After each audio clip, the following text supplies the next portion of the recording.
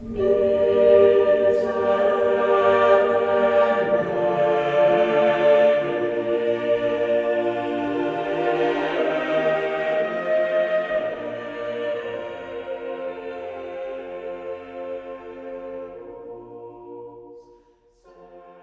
folks, and welcome back to our Skellig's Remembered video series.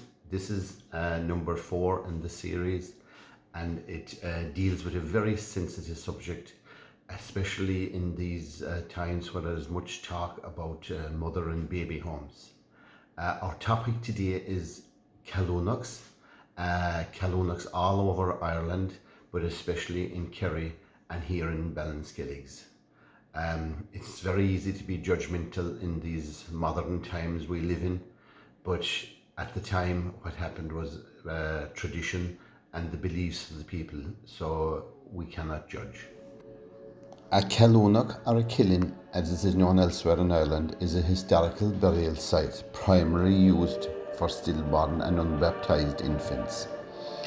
These burial areas were also used for the recently deceased who were not allowed to be buried in consecrated churchyards, including the mentally disabled, victims of suicide, beggars, executed criminals, and victims of shipwreck.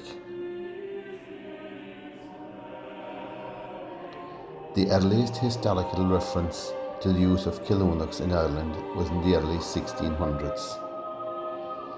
It is thought that Ceallunachs were established during this time as a result of strict reforms implemented by the Catholic Church during the Counter-Reformation regarding unbaptized infants, and continued to be used until the Second Vatican Council in the 1960s.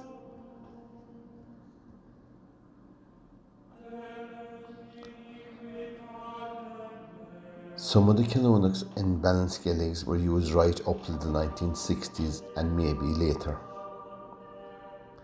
The plight of unbaptized infants can be traced back to the 4th century, when St. Augustine of Hippo declared the souls of unbaptized infants were condemned to hell because of their original sin. And he also said no one can enter the kingdom of God unless they are born of water and the Spirit. This harsh doctrine was only rectified when St. Thomas Aquinas and the medieval church created the concept of limbo, which assured the faithful that while unbaptized infants could never enter heaven, they would not suffer in hell for eternity either. Historical evidence has shown that Ceallunachs were carefully selected. Areas with a previous religious function were often used because of the idea of the sacred nature of the site.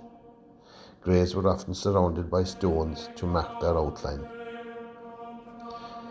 They were often placed beside ring forts, as the ring forts were believed to have doors into the fairy world, and were therefore seen as an ideal undisturbed resting ground for the unbaptized infants. And they also had a chance of an afterlife with the fairies.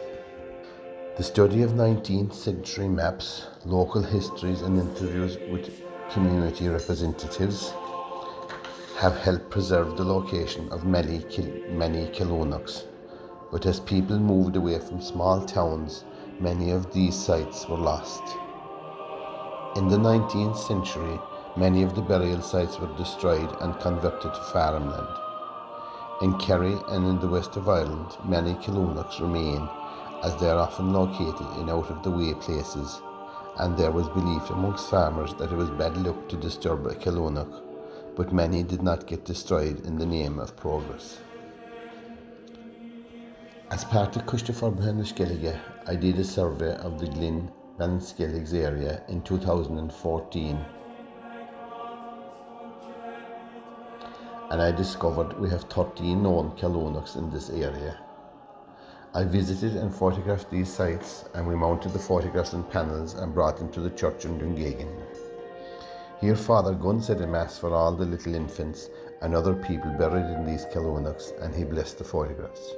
It was a little gesture on our part as a community to remember our dead, It is very simple to go to a graveyard and say a prayer, but these sites are harder to find and it takes a little more effort. We had legislation enacted in Ireland in the mid-1800s, and that had a profound impact on burials in Ceallunachs. The 1863 Act of the Registration of Births and Deaths in Ireland obligated parents to register the birth and death of their children. There would be no more hidden burials without the penalty of a fine, but the Ceallunachs continued to be used right up until the 1960s. Priests were also undergoing change by the late 1800s. There were examples of new arrangements being made at the end of cemeteries to accommodate the burial of unbaptized children. For Catholic Ireland, it is difficult for us to appreciate the depth of grief and despair for a bereaved family underwent at such a time, made worse by knowing that an unbaptized infant was to be denied the comfort of a mass and burial in consecrated ground. The sad journey to the Ceallunach was conducted by a male member of the family and usually in darkness. Traditionally, a dead baby would be buried between dusk on the day it died and sunrise the next day, and the poor mother was not supposed to hold her baby or mourn it, although it is a certainty that many made it their business to make secret and lonely journeys to mourn their lost children. Other family members were not encouraged to recognize the birth of the child or to accompany it on its final journey. And even though family members and neighbours knew of the birth, it was not talked about. We must remember that these were different times and beliefs were very different. Many people were very superstitious and were brought up to believe in fairies, evil spirits, curses, etc. The unbaptized dead were believed to be capable of malevolence, ill will, and capable of bringing bad luck on a house, even if they were only infants. The death of an infant was a private affair, and ancient physicians generally removed themselves when cases became hopeless. A person who had been baptized, however, was believed to be protected by the sacrament of baptism, even after their death. Those were the beliefs at the time, and who are we to judge?